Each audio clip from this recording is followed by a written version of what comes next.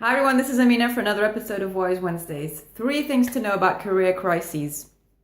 1, they are normal. Career crises are becoming the norm.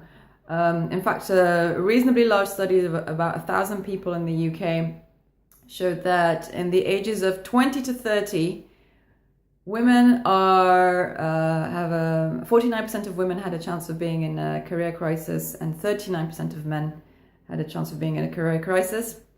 And between the ages of 30 and 40, the rate for men, or rather the prevalence for men, went up. So about 49% of men were going through a career crisis, whereas 51% of women stated that they were going through a career crisis. This is based on a scientific survey. So it is not abnormal. Having a career crisis is probably part of a normal career path these days. And it's nothing really to take as something that's wrong with you. Number 2, on top of being normal, in the sense of being common, they are also probably part of normal human development. There's research that shows that human beings take 40 years to have a fully mature human brain, and even after that we continue learning and developing because of neuroplasticity in the brain. So if you want to learn something, you can keep doing it until probably you die.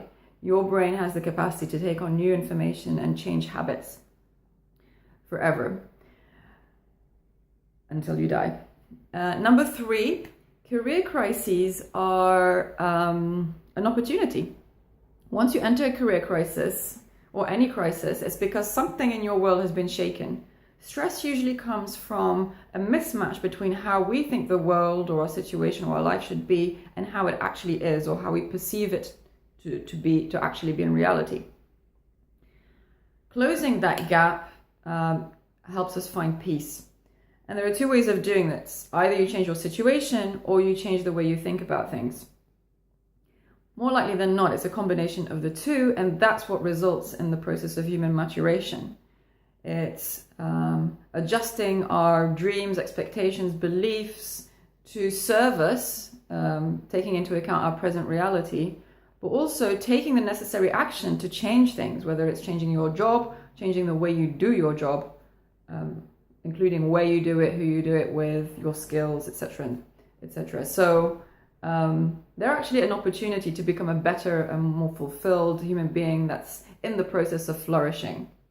Ideally, it would be nice not to let things come to a crisis and incorporate change and progress and development in our daily lives as a habit, as a way of being. Tony Robbins talks about growth and contribution as being the highest needs or ways of being or values. It depends how you look at it. But essentially, growth and contribution being things that we should incorporate in our daily lives and value as important things in our lives. So I hope this reassures you in some way that, especially if you are in the midst of a crisis or you feel one, at the beginnings of one, it's all going to be fine. See it as a wave, ride the wave, and learn to surf. If you want to subscribe to the Wise Wednesday newsletter, please visit www.dramina.com. Otherwise, I shall see you soon. Take care. Bye-bye.